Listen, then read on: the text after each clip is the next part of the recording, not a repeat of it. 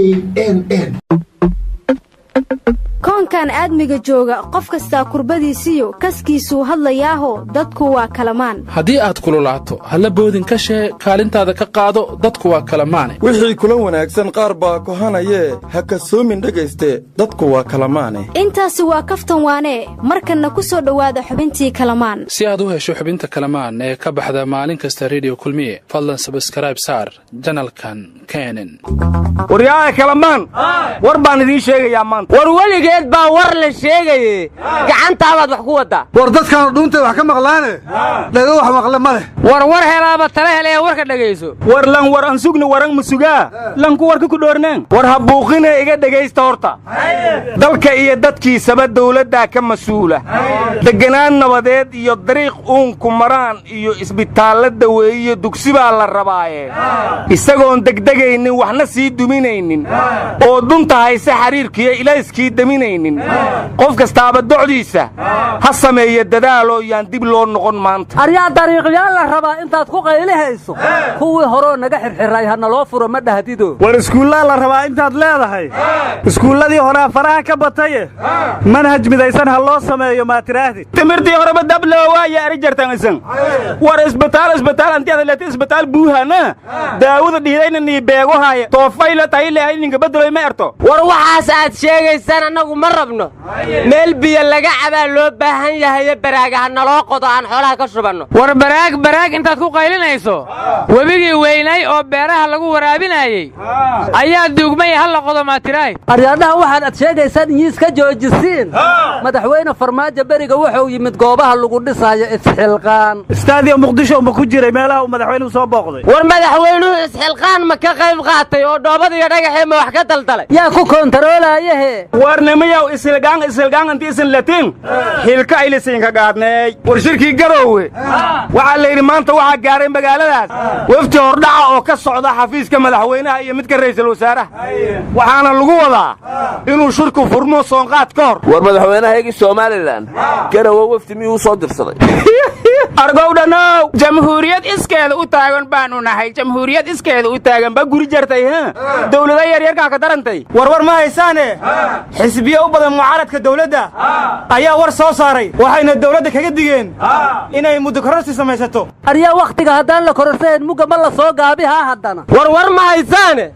ergaga qaramada midoobe u qaabilsan arrimaha qaxootiga soomaaliya ayaa dawladda ka dalbaday inay u diyaargarowdo dib u soo celinta qaxootiga soomaaliyeed oo ku jira xeryaha kenya abadan warkaas waran weeli ma haaneendiroogaa jidle ku hirin hemaadu waysiin haano u suban haatile sheenay waran weeli ma widay midda kale qaxootiga ma la iska soo celiha inta la dejiha waryaada dawladdu dadkii gudaha wadanka joogaysan wali isu keenine kuwa dibadda jooga miyay keeni kartaa xagaysa geynaysaa war qaramada midoobe waxay sheegaanba tana uu qaalisareedo dadkiina soo ceshada yiraahdeen maxaad ku diidaysaan oo yaa caano haya war dadka Soomaaliyeed meeluu wada joogaba waa dad ehela yaan annaga balaayana la kaga dhigana dadka naga naloo keeno waryaada dhageysta qatooya lagu mawaaree baryaha la isqandicinayo waa qaliil ayaamaadoo qayr ku soo xigiye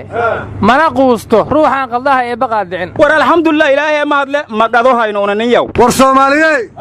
waa la doogayaan la dacaroon aryaadaha golaha wasiiradu waxay bariga ansixiyeen la yiri xeerka doorashooyinka 2020 iyo sharciga xisbiyada siyaasadeed war dastuurka ka horeeye may dastuurka ansixiyaan horta war qowdhanow dastuurintaan la ansixin idinka ka maqana ma timaadaan maqoona xeerka ay qoreen qabyaana wax ku qaybsana maqoona xeerka ay qoreen qabyaana wax ku qaybsana warkiiskii caasha Ilyas oo gaalkacyo ka dhacay Puntland waxay tiri maalinta sabtiga meel fagaara ah oo garowa ku taala maxkamadeeda lagu qaadaya war cidda caasha Ilyas waa qaxeenaya kiiska u dhageysanaya war iyo garasahaayeen ununa fulaayeen hoobalan eraana kiiskuna dhanga dhageysado korna waraada raana waaye naga daayeenanta calolxumadeeda war ciidamo gadoosan oo ka tirsan maamulka Puntland oo mushaar la'aan ka cabanayo ayaa waxay qabsadeen bangiga dhexe ee Boosaaso arina baasi ku dhareegan haba qabsadoon ma xume bangiga meeqa baasay kala baxeen ciidamadu warnamiyo ma siin warsaday ogoontii ciidanka militariga Soomaaliyeed oo 4 bilood mushaare oo noomogan leeyiin yaa irtimada tooyi dhoobanaayeenna adoogana kormaray walaka bitiyayhe war guddoomiyihii buuraha kabo oo xilkii iska casilay wuxuu yidhi xildhibaanada federaalka oo ka soo jeeda deegaankaas iyo kuwa koonfur galbeedaan ka shaqayn weynay warnimayo war ma haysaana waxaa la yidhi cabudu waaq wiil baa laba wiiloo isla dhalatay toorrey la dhacay mid waa dhintay midna waa dhaawac waana u baxsaday ninkii wax dilay hadda waxaana la leeyahay baxsigiisaas waxaa lagu eedaynayaa mas-uuliyiinta deegaanka warya maysiin lahaa wan toorey qaado tuu laba isla dhalatay ku hariiji tiriina dhoof miya war xaaladii degdeg ahayd ay somalilan gelisay gobolka sanaag golaha wakiiladu way ka soo hor jeesteen waana ku mudaharaadeen war xale waxaa ciyaaray kooxaha barcelona iyo liverpool hadda waa la garaacay kooxda liverpool 3 euran looga badiyey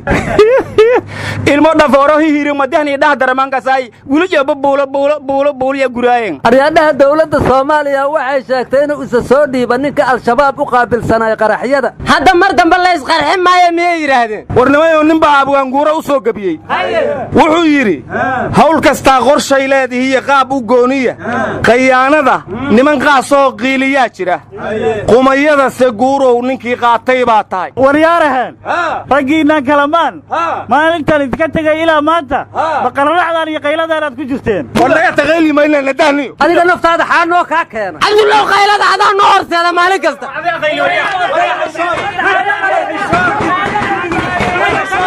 Allah idin siiye